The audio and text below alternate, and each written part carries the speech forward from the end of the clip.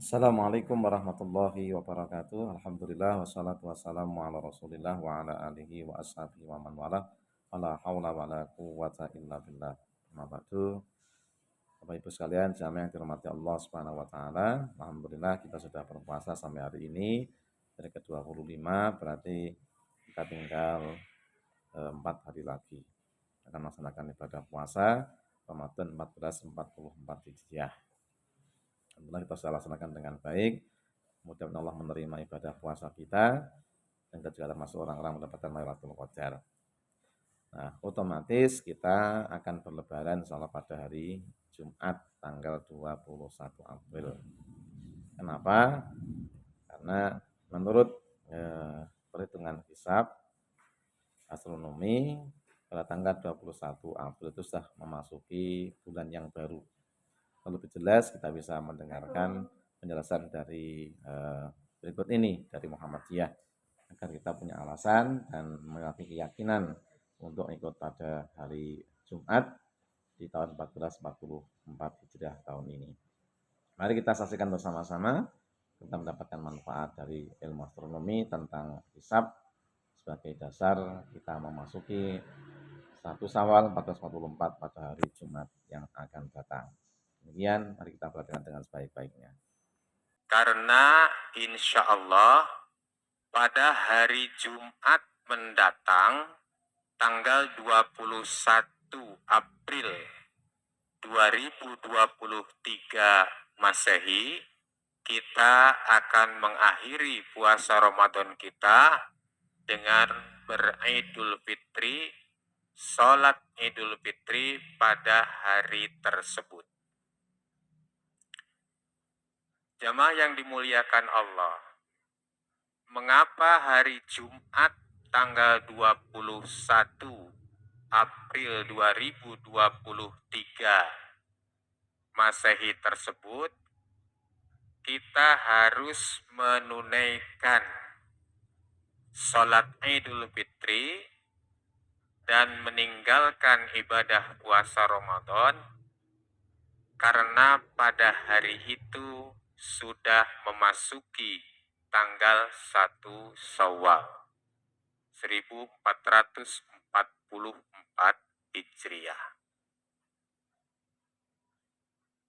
Dengan demikian, maka ibadah puasa Ramadan kita berjumlah 29 hari pada tahun ini. 29 hari tersebut itu sempurna 1 bulan. Seperti halnya juga kalau kebetulan puasa Ramadan 30 hari. Dua-duanya itu sempurna. Bukan berarti kalau 29 hari itu kurang. Sama sekali tidak, itu sempurna. Rasulullah Shallallahu Alaihi Wasallam bersabda, Inna ummatun ummiyatun, la naktubu wa la nahsubu, asyahru hakada wa hakada, yakni marrotan tis'atan wa isrina wa marrotan salasina.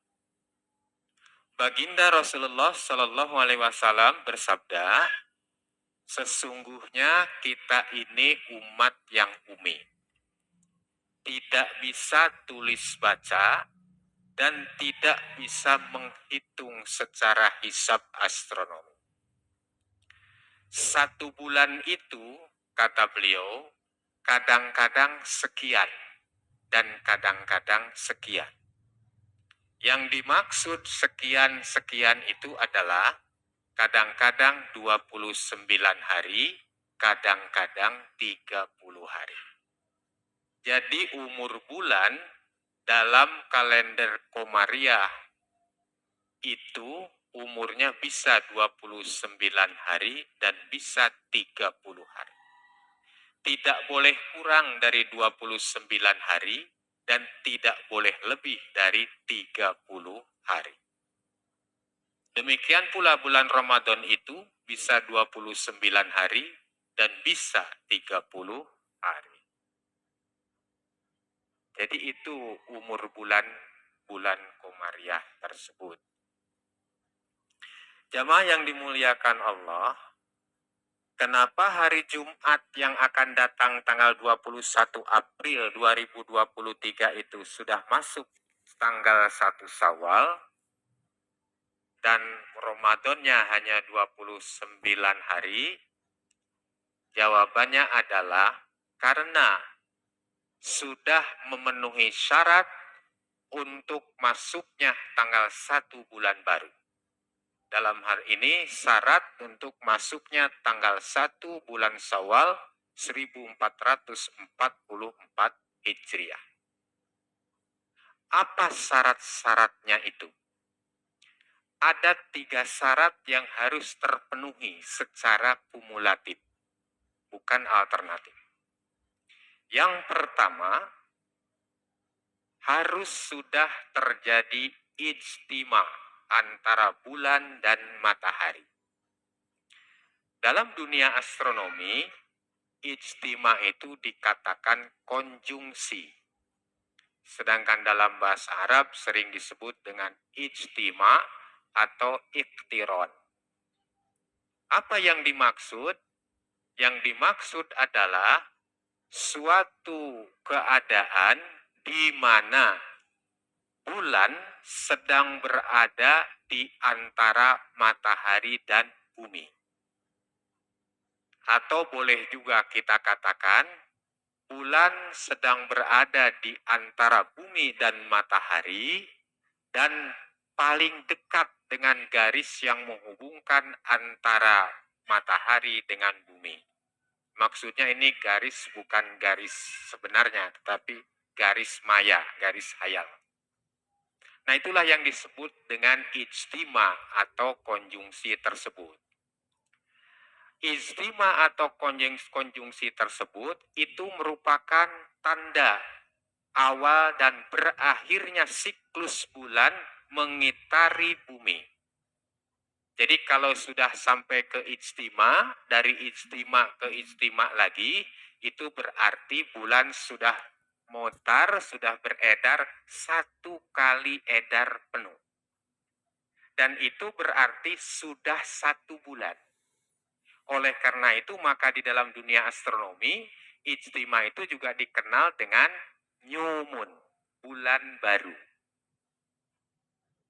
Nah, untuk bulan Ramadan dan menjelang bulan Syawal ini, tahun ini, itu pada hari Kamis, jam 11:15 waktu Indonesia Barat, terjadi ijtima tersebut. Jadi hari Kamis tanggal 20 April 2023 Masehi jam 11:15 WIB itu terjadi ijtima pada hari Kamis. Nah, itu syarat yang pertama berarti sudah terpenuhi. Lalu syarat yang kedua, ijtima tadi harus terjadi sebelum terbenam matahari. Nah, kalau kita lihat, ijtima tadi jam 11:15 dan terbenam matahari misalnya di Yogyakarta itu jam 17:36 atau 38, maka berarti ijtima terjadi sebelum terbenam matahari pada hari Kamis tersebut. Oleh karenanya maka syarat yang kedua sudah terpenuhi juga. 2 syarat sudah terpenuhi. Tinggal syarat yang ketiga. Syarat yang ketiga adalah pada saat terbenam matahari tadi, bulan belum terbenam. Atau bulan berada di atas atas horizon pada hari ijtima tersebut. Nah, pada hari tanggal 20 April 2023 yang datang itu, pada saat terbenam matahari di Yogyakarta, setelah terjadi ijtima tadi, itu bulan belum terbenam. Masih berada di atas ufuk. Berapa ketinggiannya dari ufuk atau dari horizon? Di Yogyakarta ketinggiannya 1,8 derajat. piringan bulan itu diameternya itu kira-kira 32 menit atau setengah derajat. Nah, sedangkan ini tinggi bulannya 1,8 derajat. Berarti bulan ketika matahari terbenam, sepenuhnya piringannya masih di atas ufuk. Maka dengan demikian syarat yang ketiga sudah terpenuhi juga. Maka setelah diperhitungkan seperti itu, ternyata betul tiga-tiganya sudah terpenuhi syarat itu, maka sejak terbenam matahari hari Kamis tanggal 20 April 2023 Masehi itu sudah mulai masuk bulan baru, yaitu mulai tanggal 1 Syawal 1444 Hijriah. Dan sejak maghrib itulah kemudian kita takbir jelang sholat id hari esoknya. Nah, itulah persyaratan untuk menentukan tanggal 1 itu sudah terpenuhi. Ditambah lagi, pada hari Kamis tanggal 20 April 2023 itu akan terjadi gerhana matahari. Itu gerhana hibrida. Meskipun totalnya atau cincinnya tidak melewati wilayah kita, tapi melewati wilayah Indonesia bagian timur. Namun demikian kita, seluruh wilayah Indonesia kecuali Aceh dan Sabang, akan mengalami gerhana juga. Tapi gerhana bagian namanya. Tidak lalapnya remangga, gerhana hari. Gerhana itu pasti terjadi di sekitar ijtima tadi. Jadi meskipun kita tidak bisa membuktikan posisi mati waktu ijtima, tapi untuk hari Kamis yang akan datang, insya Allah akan terbukti pada hari Kamis itu terjadi ijtima karena ada gerhana matahari. Jadi semakin tegas bahwa pada hari Kamis itu sudah memenuhi syarat untuk ditetapkan malamnya sebagai tanggal 1 Syawal 1444 Hijriah. Jamaah yang dimuliakan oleh Allah, namun demikian, tidak seluruhnya kaum muslimin di tengah-tengah kita ini menggunakan kriteria itu.